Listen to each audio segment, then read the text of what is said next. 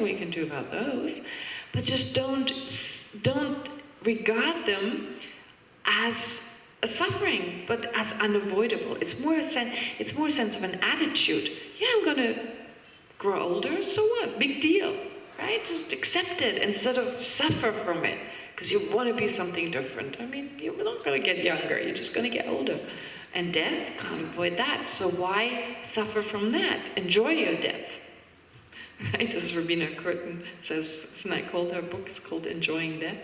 Anyway, so therefore, with regard to suffering, to be fearful of suffering in the sense of understanding it's not necessary, and even those things that we consider to be suffering, to see them as challenge, to see them as a way to grow more instead of, oh my God, I'm so depressed.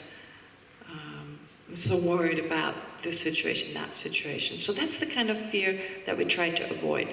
But the sense of like, I don't want to have that problem, this difficulty, I don't want to think in a way in which it depresses me, so it's kind of a rational fear and not a debilitating fear. Does that make sense?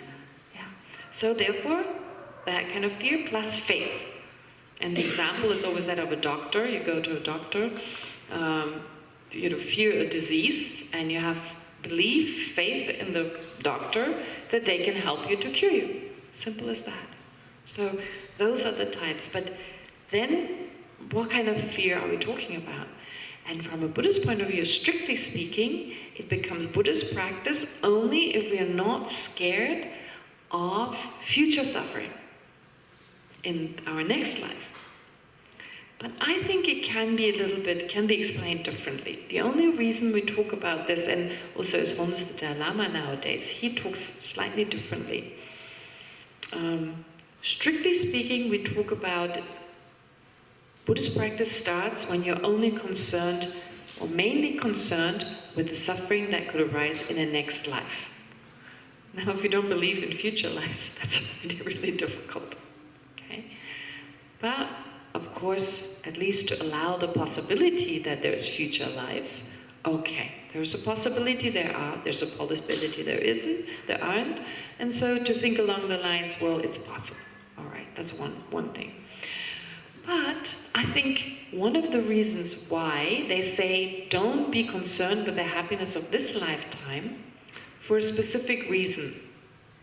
And I think we need to differentiate between two types of happiness here. They're only talking about one type of happiness that's a problem, which is concerned only with things that are totally irrelevant, that only help us maybe in this life and they don't even help us. Reputation, praise, right? Constant feelings of pleasure, like physical pleasure, for instance. Always gaining instead of losing. So if we're only concerned with that type of happiness, we end up engaging in a lot of negative actions to achieve exactly that, right? We want to gain. Well, instead of being honest, trying to gain it through honest means, if our wish is too strong, we may rob a bank, we may do all sorts of things that, of course, the problem is in this lifetime, as a cooperative condition for making money, you can rob a bank. But that won't help you for the next life.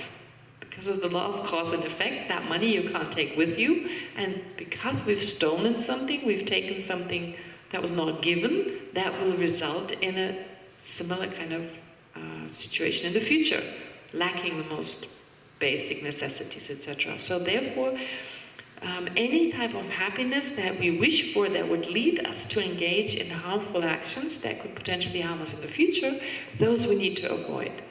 But to experience happiness as a result of benefiting others, as a result of calming the mind, as a result of being patient, being generous, that's not discouraged, right? Any type of happiness. So it's usually not mentioned, because if we really mainly work towards the welfare of our future life, that type of happiness is guaranteed. Right? If you believe in future lives and you believe in the possibility of, you believe into our actions have consequences, you will automatically practice love, compassion. It's already inclusive, right?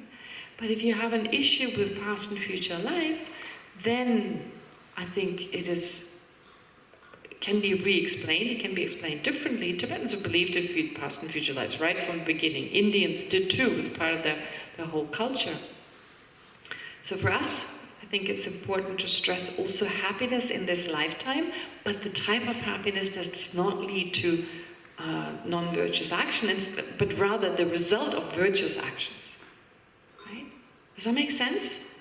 Yeah, so that would be, so to be fearful of the suffering that comes from being angry, being fearful of the suffering that comes from being greedy, the suffering that comes from being attached, the suffering from all the afflictive emotions, the suffering that they create right in that moment, our peace of mind being gone, right? Or jealousy, how painful is jealousy? Or miserliness, right? It feels like, I'm losing something, right? Or jealousy, like feeling pain, not being able to be happy about the success of another person, for instance. Feeling, in fact, pain, like feeling worried about the success of another person. Fearful, unhappy, resentful towards the success of another person. So all these emotions, when they arise, the suffering that they give rise to when they're there, but also, and I'm not even talking about definitely karmic experiences, because I don't know whether they're karmic experiences, but when I'm very attached, what do I try to do? I try to control the object of attachment. I try to control the other person. I try to control the situation, so that the more attached I am, the more likely the person I'm attached to will move away. I think even with cats and dogs, if you're too attached to them, they try to get away. With kids, with older people, with partners, it's all the same. So that would also be not just the pain of being attached in that moment, but also the consequences of that relationship. The pain of being hateful, pain of being resentful, etc. All that could be included, I believe. So fear of that, and faith that the three jewels can actually relieve us from that. So basically here we talk about three types of person. Three types of person. So we talk about three types in terms of their temporary results and their lasting results. So what are the temporary results? Well, the kind of happiness I just spoke about in this lifetime as a result of virtuous actions, plus in the future life, happiest state, like being reborn as a human again, having certain opportunities, etc., and experiencing corresponding happiness. And then lasting goals, which are liberation or enlightenment. Does that make sense? All right, so there's then according to this, there are three scopes. I don't need to read through them. I think you can read them on your own. So there's the person who's a person of small spiritual scope. In comparison to just an ordinary person, they're amazing. But in comparison to the other types, middling or great spiritual scope, they're still like it's a weaker, smaller scope. And then, so those who are just interested in this life's happiness, the kind of virtuous happiness I just described, as well as future life's happiness, and then liberation, that's a little bit higher, and then the highest state would be that of full enlightenment. And those goals are not contradictory, because one is the basis for the other. Okay, so whatever we do right now, even if we want just the virtuous kind of happiness of this lifetime, it becomes a foundation for Buddhahood. It becomes a foundation for next life's happiness, a foundation for liberation, and then a foundation for full enlightenment. So there's nothing wrong with wishing for that kind of happiness, because it's still a foundation for full enlightenment. Okay. Does that make sense so far? So I don't think I need to explain all this, right? The different scopes. That's pretty much pretty clear. But the part that's really important is to understand that these goals, this threefold categorization, they're not totally separate, with different paths leading in different direction. No, the path for the three types of person follow one another. One is the basis for the next, etc. Okay. And actually, what's so beautiful here is that even in our ordinary day-to-day life, fear and faith are the driving forces. for anything. So actually everything we do in Buddhism has a basis in daily life. It's so interesting. When you take wisdom and method, those two. We have those two aspects as an ordinary person, except they're not called wisdom, they're not called method. Wisdom is actually our ability to rationally think about things. Right? The ordinary version is our ability to just think about the situation, to reflect on it. Method refers to the daily emotions that we experience. Okay? Daily emotions. But our problem is that our rational aspect is slightly off because of our misapprehension of reality. So therefore, when something happens, we don't see the other person, we don't see the whole situation, we're focused on an imaginary I, and then in relation to that I, we rationalize, right? They harm me, they are bad, I'm good, they are wrong, I'm right. And it leads to anger, resentment, so emotional states that are totally exaggerated. And the Buddhist idea is to get our perception of reality right. Okay? Use our rational thinking, but in a way where we don't exaggerate how things exist, but let go of that added sense of inherent intrinsic existence, and rather find a middle between saying there's nothing versus there's this solid existence. So find the middle, and as a result of that, these other emotions cannot arise. The emotions that can arise are love, compassion, patience, and so forth. So it's basically method and wisdom are these two aspects we already have, but the way we have them right now, they cause us suffering. Because our wisdom it's actually called afflicted wisdom. There's a term for that, Geshe, which is an afflicted wisdom giving rise to afflicted emotions. Now you want to have a non-afflicted wisdom giving rise to constructive emotions. All right. Now likewise, faith and fear. In our daily life, we want to avoid problems. Of course we do. We fear those problems, and we have faith that something can, and I mean faith is such a strong word, but we believe the moment like you have a problem, you come home, you open your cabinet, and you see the bottle of whatever, whiskey or wine, whatever, and you feel like, oh, that'll help me. Faith. Faith in the bottle. Faith in the alcohol. And so you drink it, and, temporarily you may forget about the private problem. And therefore your fear of continuing to deal with this issue and faith that the alcohol will help you. Or chocolate. Or being with your best friend. Or watching a movie, right? But of course the problem with those are that they are like taking a sleeping pill. They temporarily distract us, but they never solve the problem. In fact, they could actually make it worse. In fact, they could lead to new problems, alcohol addiction, if you always expect the other person in the relationship to take care of your problems, at some point they'll be exhausted.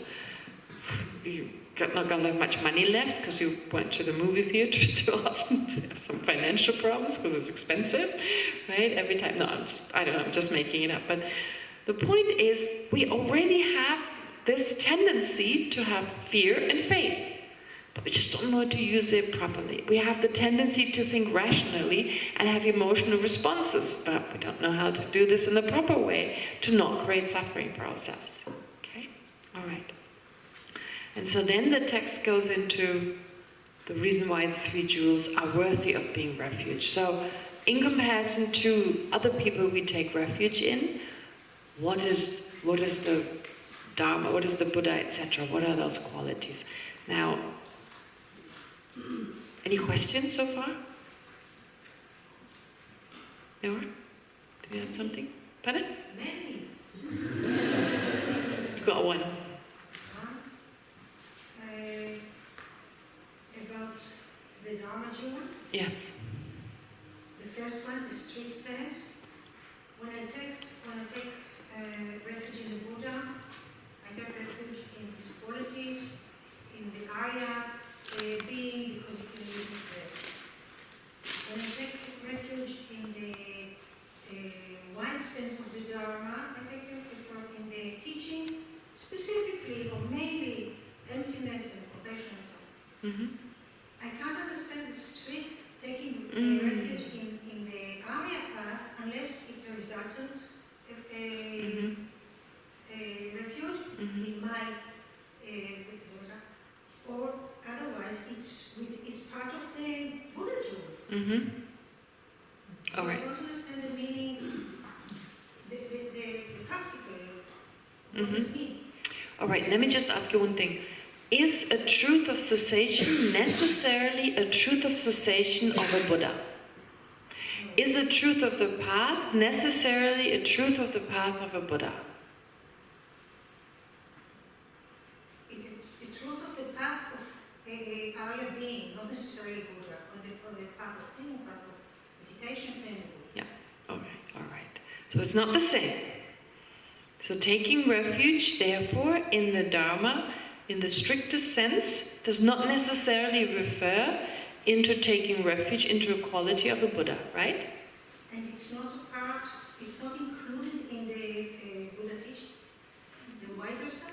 Well, those, Buddha in the wider sense? No, the wider sense of the Dharma is the Buddha teaching, the teaching of the Buddha. Right. It's not included? No, the Buddha's teachings of the Buddha are words. What are the teachings of the Buddha? They're words. Actually, in Buddhism, this is a little unusual. The teachings of the Buddha are sounds, are words, which are spoken words. But that's just a matter of definition. I think that was at the time when Buddhism was set forth, people didn't have many books. In fact, people memorized what the Buddha said, and so they did to have the written word until quite recently. Even when Tibetans came from Tibet, it was rare to have scriptures. You had to sometimes borrow the scriptures from someone else. So there was a lot of memorization was done because you didn't have that many scriptures. That was one reason. So therefore, word teachings were seen to be verbal. Okay, so the teachings of the Buddha are the verbal teachings, which don't have to be come from the mouth of the Buddha himself.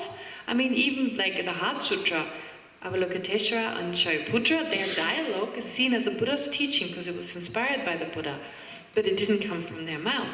And even if you recite that, that's a Buddha's teaching if it comes from your mouth, or if someone gives the teachings, that is still seen as a teaching from the Buddha, but it's actually seen to be the spoken word, less so the read, but I think you can include that too, but in the strictest sense it's the verbal. So it's either the written word, if you want to take a little bit, so the teachings of the Buddha, it's mainly the spoken word, and if you want to take it further, it's the written word. How is this the cessation and the truth of the path? They're neither of those two. So when you say the teachings, they're either the spoken words or the written words. If you really want to include the written word, which I don't think there's a problem. Though strictly speaking, that's not the case. So none of those could be the Dharma, because they're not a teaching. They give rise to a teaching, but they're not a teaching. So why? Her question. Why the cessations in the continuum of any Arya being, so it cannot be specifically the Buddha, could be any Arya being, so the cessation in his or her continuum plus the methods, the Arya path, that are responsible for those cessations. That is, any kind of path that is conjoined with the direct experience of reality, that assists that, or that is that direct experience itself. Why is that refuge? Unless in the sense of what she's saying, as a resultant state, your own future that you aspire towards. How is that a refuge? It makes sense because it does make sense. I just thought that when I take refuge in the teaching of the Buddha, I never thought that I'm only taking refuge in the sutras and the teaching, the written or spoken words. No, okay. But in what it means, which are the attainments of the practice, which is the Arya path. I thought so. It's difficult directly to actually feel or experience when I take refuge every day, to experience that I'm taking refuge in the Arya mind. Ah, you're saying the meaning. You're not talking about the... Okay, the meaning. The meaning, of course. Yes, I yes. thought so. Yes. You take... But in what way do you take refuge in the meaning? In How do... So, first of all, there's two questions. How do you take refuge in another person's mind or in another person's cessation? And why is it not the path of accumulation and the path of preparation? I should take refuge in those too. Right? But they're saying Arya. Because this is peak. Everything, the wisdom and the pleasure. But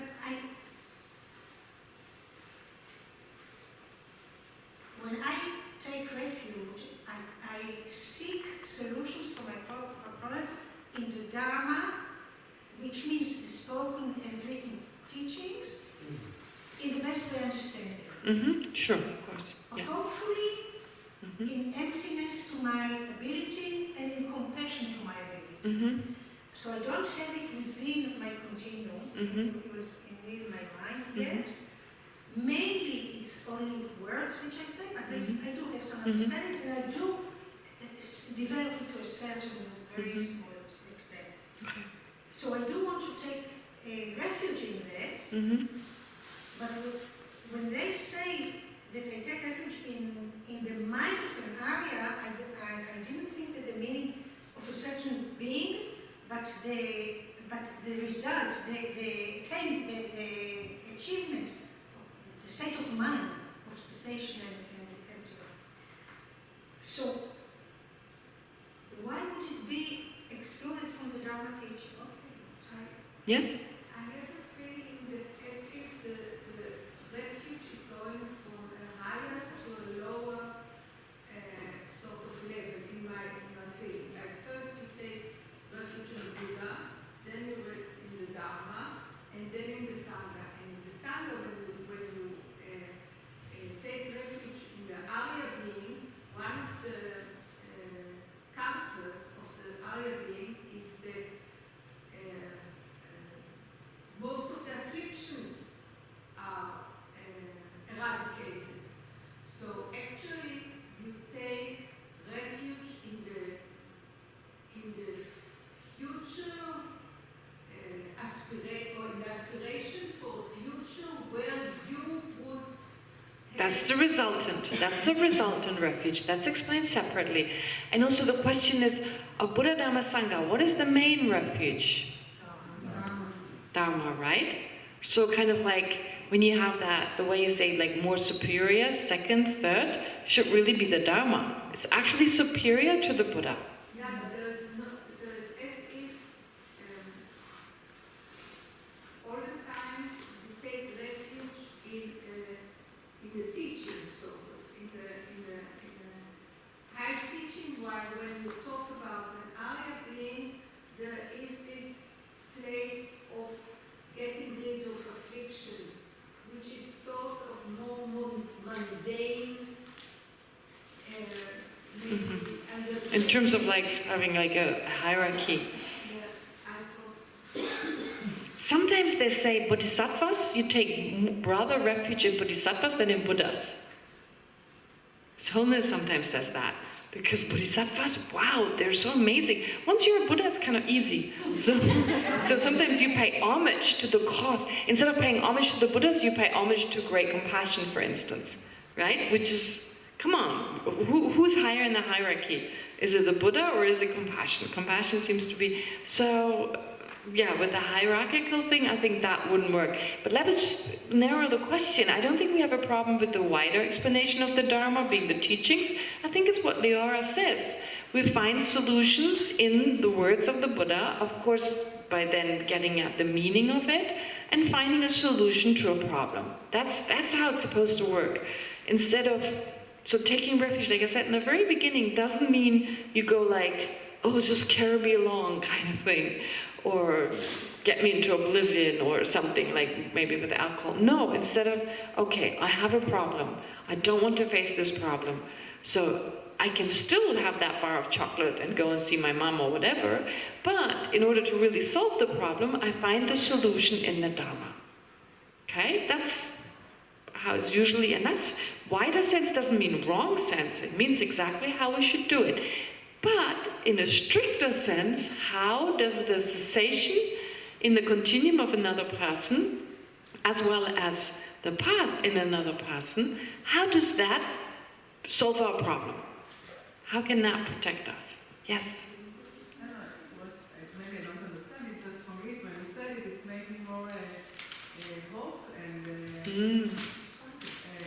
inspiration for the path. Right. That it's actually something there's progress, there's something working, Mm-hmm. and the teaching, that the Dharma is actually happening. It's like a live person that's... There's a resultant state. So there's not just the person, but they are an Arya because of that resultant state. Yeah.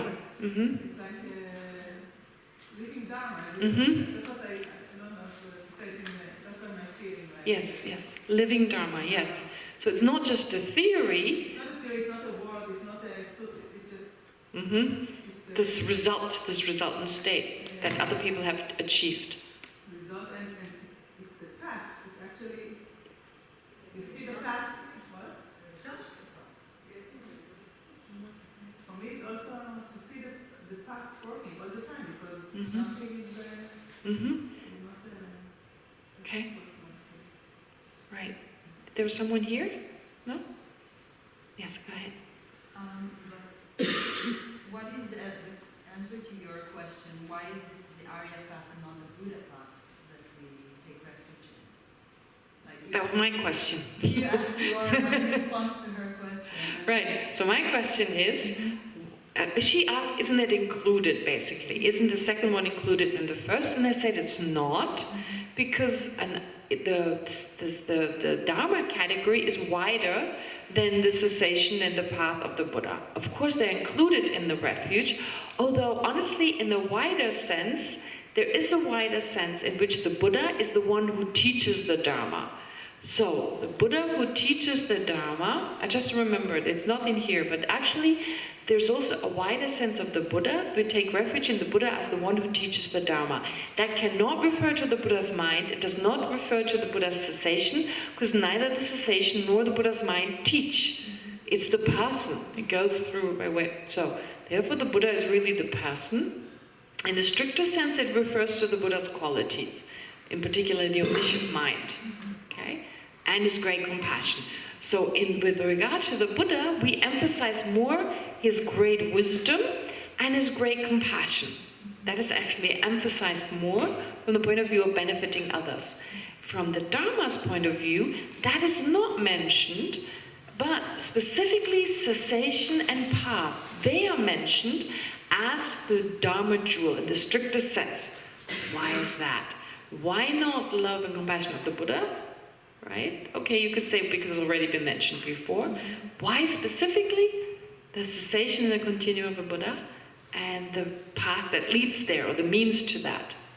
And then Arya beings are those who have those cessations in their continuum, and they have those specific means in their continuum, whether Buddhas or non-Buddhas. They're all included in Arya beings. So why? And I agree with Imbal, right? Imbal. I used to call her an absor. Now I remember it's Imbal. Okay. So, all right. So, Imbal, no, I was going to say it. Almost. Imbal said something, so do you agree with what she said? That it's a possibility? So that is, so, and we need to find, but what about taking refuge if you take refuge as a person of a lower scope? We have the three scopes, three ways of taking refuge, three goals. First goal, happiness, virtuous happiness in this lifetime, or happiness in a future samsaric life. One category. Okay, I added this one, but that I think that works. Second goal is liberation. Third goal is enlightenment. If you take refuge with the first goal, the small scope, okay, then how could the second, the Dharma refuge, how could that refer to cessations and the means that take you there? You don't care. You're not aiming for that. So does that still apply to you?